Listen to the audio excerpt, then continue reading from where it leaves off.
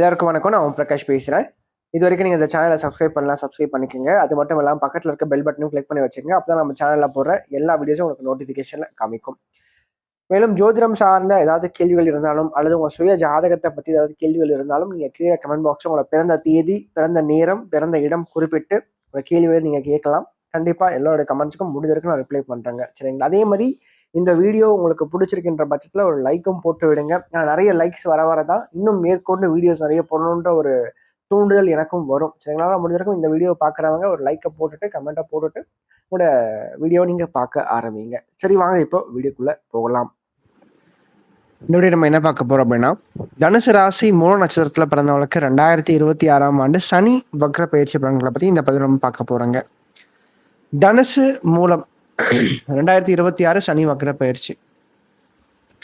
அதாவது இந்த காலகட்டத்தை பொறுத்த வரைக்கும் உங்களுடைய வாழ்க்கையில பழமையான விஷயத்துக்கு அதிகமான ஒரு முக்கியத்துவத்தை நீங்க அதிகமா கொடுக்க போறீங்க அப்படின்னு எடுத்துக்கலாம். குறிப்பா செகண்ட் ஹேண்ட்ல நீங்க ஒரு வீடு, ஒரு மனை, ஒரு வாகனம், இது சார்ந்த விஷயங்கள் எதுவாயினும் அதை வாங்குறது, விற்கிறது, இது போன்ற விஷயங்கள் நல்லா இருக்கும் உங்களை பொறுத்த வரைக்கும். சரிங்களா? அதே மாதிரி பழைய பூர்வீக நிலத்தை விற்கிறது அல்லது பார்த்தீங்கன்னா இந்த காலகட்டத்தை பொறுத்தவரைக்கும் செகண்ட் ஹேண்ட்ல ஏதாச்சும் ஒரு வீடு, மனை, வாகனம் சார்ந்த விஷயங்களை வாங்குறது.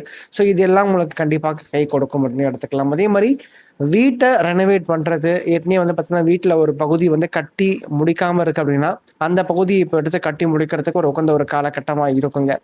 அதே மாதிரி மாணவர்களை பொறுத்த வரைக்கும் படிப்பு சார்ந்த விஷயங்கள் நல்ல ஒரு நிறைவான ஒரு மாற்றத்தை, ஒரு எதிர்காலத்தை கண்டிப்பா வாழ்க்கையில உண்டு பண்ணி கொடுக்கும். நிறைய பேருக்கு பார்த்தீங்கன்னா வெளியிடங்களுக்கு போய் படிக்கக்கூடிய ஒரு சூழ்நிலையை இந்த காலகட்டம் ஏற்படுத்தி கொடுக்கும்.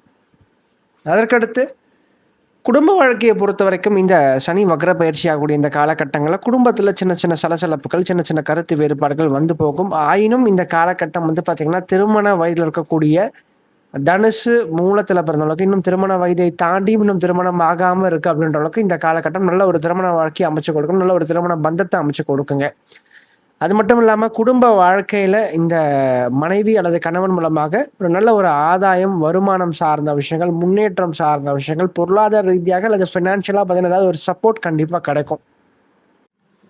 அதற்கடுத்து ராசிக்கு 3ஆம் இடத்துல ராகு இருக்காருங்க. 3ஆம் இடத்து ராகு உங்களை அதிகமான முயற்சிகளை எடுக்க வைப்பாருங்க. அது மட்டும் இல்லாமல் தோல்வியை கண்டு துவண்டு போகாத ஒரு மனதை கண்டிப்பாக ராகு கொடுப்பார். மேலும் 9ஆம் இடத்துல கேது இருக்கிறது. கேது ஆன்மீகத்துக்குள்ள உங்களை அதிகமாக கொண்டு போகும். ஏன்னா ராசிநாதன் உச்சம், ராசிக்கு 4ஆம் இடத்துல சனி வக்ரம், குருவினுடைய பார்வையில் இருக்கார். சரிங்களா? ஸோ அப்படி இருக்கும்போது அதிகமான ஆன்மீக எண்ணங்கள், ஆன்மீக உணர்வுகள், கோவில் சம்பந்தப்பட்ட விஷயங்கள், திருப்பணிகள் சார்ந்த விஷயங்களை உங்களை நீங்களே பார்த்தீங்கன்னா ஈடுபடுத்தி கொள்வீங்க. அதற்கடுத்து 8ஆம் இடத்துல வளர்க்கின்ற குரு பகவான் மூலமாக கடன் சார்ந்த விஷயங்கள், செலவுகள் சார்ந்த விஷயங்கள் அதிகரிக்கும். வரவை விட இந்த காலகட்டங்களில் செலவுகள் உங்களுக்கு அதிகமாக இருக்கும் அப்படின்னு எடுத்துக்கலாம்.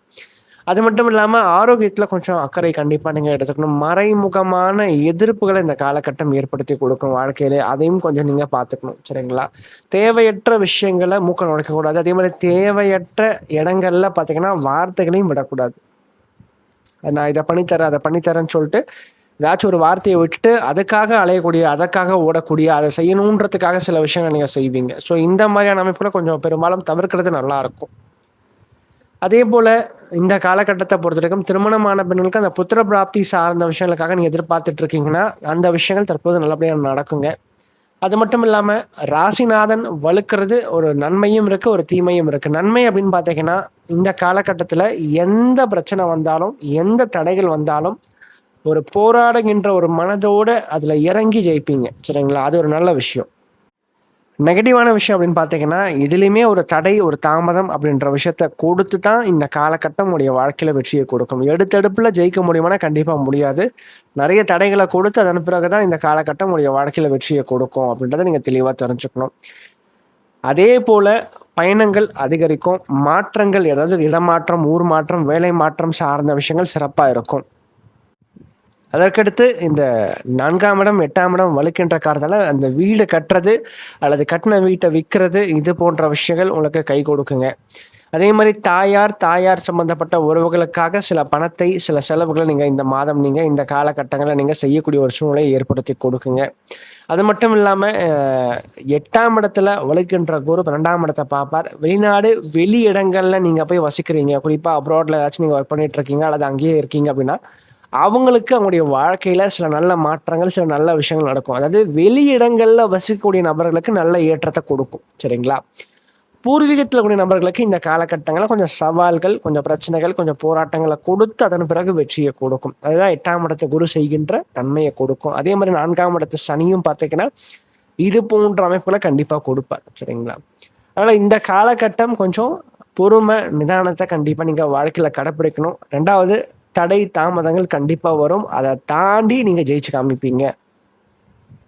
மேலும் இந்த வீடியோ உங்களுக்கு பிடிச்சிருந்தா லைக் பண்ணுங்க. பிடிக்கலன்னா நீங்க தாராளமா நீங்க டிஸ்லைக்கும் பண்ணலாம். சரிங்களா? அதே மாரி இந்த வீடியோ பத்தின ஏதாவது கேள்விகள் எதுவா இருந்தாலும் நீங்க கமெண்ட் பாக்ஸ்ல கமெண்ட் பண்ணலாம். அது நல்ல விஷயமா இருந்தாலும் சரி, கெட்ட விஷயமா இருந்தாலும் சரி, உங்களோட தோன்ற விஷயங்கள் நீங்க கமெண்ட் பாக்ஸ்ல கமெண்ட் பண்ணுங்க.